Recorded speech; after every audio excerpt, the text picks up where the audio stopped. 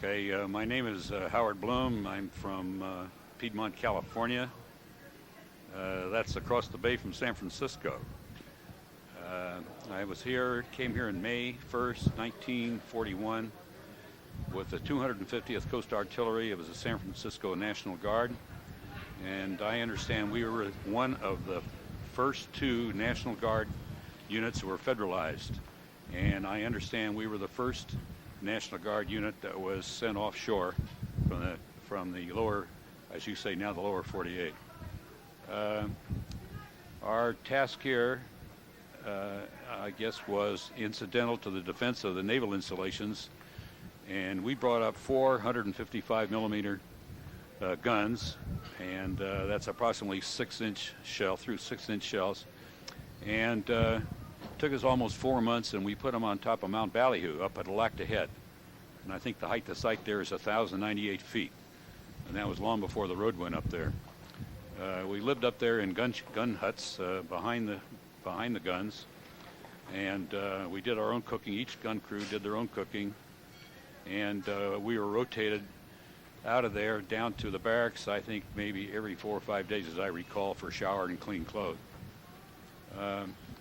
The 250th was here almost 34 months, and then they went further west. In the interim, the 206th Coast Artillery anti-aircraft came in from Arkansas. They were the Arkansas National Guard, and they came in around June of 1941. And well, it's a long story, but they organized a 3rd Battalion, and I moved from the 250th San Francisco Guards to the Arkansas Guards.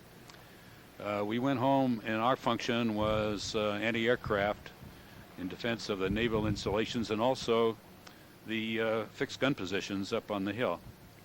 Of course, you've heard plenty of accounts of the June 3rd and the June 4th raids, so I'll proceed. The 206 left Dutch Harbor in March of 1944 and went to Fort Bliss, Texas, and was broke up and into separate battalions. And our unit was a 397th, and we were shipped to Europe at the Battle of the Bulge, and we hit the line at Maastricht, Holland.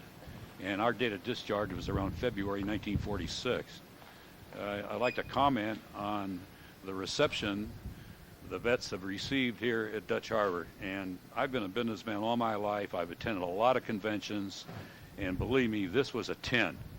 And I have never experienced the hospitality from everybody from all walks of life. I don't care if they were digging ditches or they were executives.